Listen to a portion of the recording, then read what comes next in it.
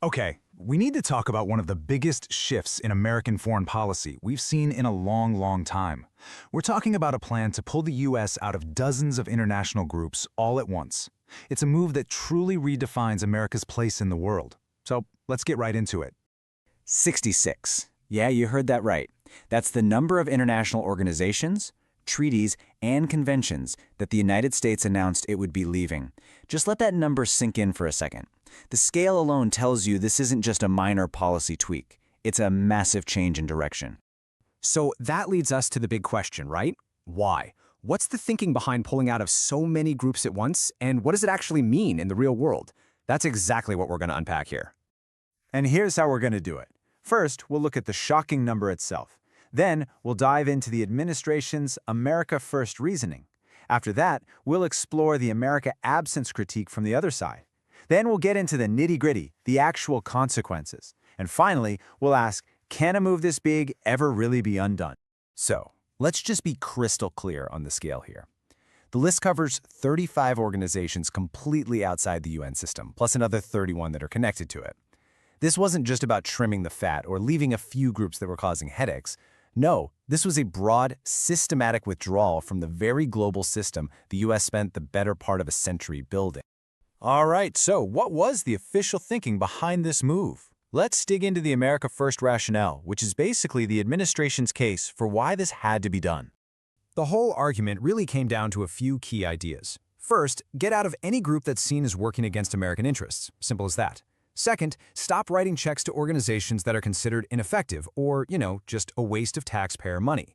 Third, there was a real push to reject what the administration called globalist policies. And finally, the big one, make a deliberate shift away from group negotiations, that's multilateralism, and instead focus on one-on-one deals or just going it alone. Now, of course, there are two sides to every story, so let's flip the coin and look at the counter-argument. It's a perspective that's often called the America absent critique, and it makes the case for staying deeply involved in the world. This quote, it's probably the single best way to understand the critics' point of view. They argue that when the U.S. leaves these organizations, the organizations don't just poof, disappear. The meetings still happen, the decisions still get made, the rules still get written. All that changes is that America's chair is empty. There's no one there to represent U.S. interests. And this, right here, this boils the entire debate down to its core. It's a fundamental disagreement about what power even is. On one side, you have the view that true influence, true strength, comes from having the freedom to walk away from a bad deal. But on the other side, the belief is that real power comes from being in the room, having a seat at the table, and steering the deal from the inside. And this quote just drives that point home. It perfectly captures the critics' argument. They would say that the ultimate display of power isn't walking off the field. It's being so influential that you get to write the rule book that everyone else has to play by. So, if the U.S. gets up and leaves, who sits down?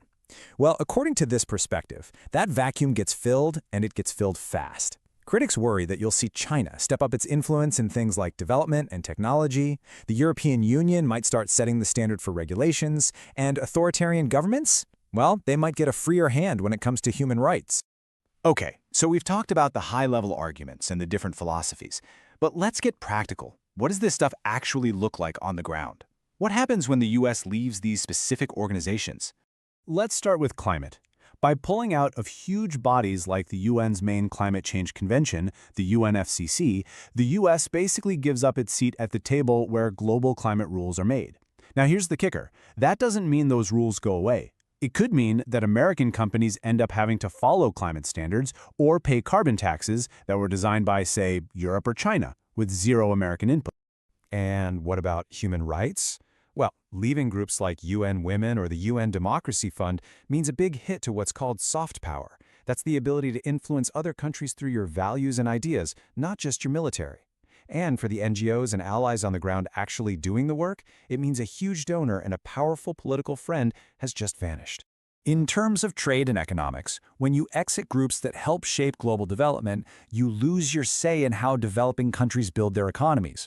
And the potential consequence of that? Those countries might look elsewhere for a model, and increasingly, that could mean aligning with economic systems backed by China. That's a huge shift in global economics. And finally, security. Pulling out of forums that coordinate global efforts on things like cybersecurity and counterterrorism means losing a ton of leverage. Sure, the US can still work with countries one-on-one, but threats like international terror financing and massive cyber attacks, those things don't care about borders. You risk missing the big picture that you only get from working in a group. Okay, it's really important to add some context here, to be clear about what this move is and what it isn't. It absolutely signals a major shift away from group action. But, and this is key, it does not mean the US is leaving the United Nations altogether. And it's still a member of huge players like NATO, the World Trade Organization, the IMF, and the World Bank. So this was a targeted withdrawal, even if it was a massive one. So this all brings us to the million-dollar question. Is any of this permanent? Can you actually put the genie back in the bottle? Let's take a look at whether a decision this historic can really be reversed and compare what's legally possible with what's politically realistic.